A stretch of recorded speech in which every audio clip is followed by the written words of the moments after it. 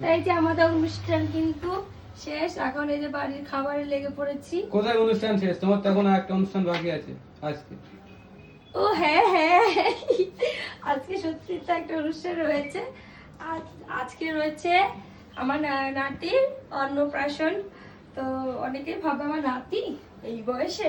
হ্যাঁ গো, আমি ঠাম্মি হয়ে গেছি ঠিকই, দিদুন হয়ে গেছি, কিন্তু বয়স হয়নি আমার। আর একটু তেল লাগবে, পটল ভাজবো তো, পটলের তরকারি করবো। যাই হোক, আজকে হলো নাতির অন্নপ্রাশন, বাড়ির কাছেই। তো ওখানে যাবো আজকে।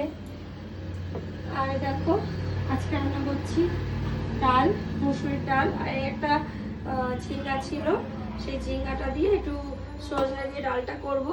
আমার বাবুরা খাবে, তা বেশি সজনে হয়ে গেছে বলে আমি আবার এই পটলের ভিতরেও কটা সজনে দিয়ে দিলাম, আমরাও খেতে পারবো।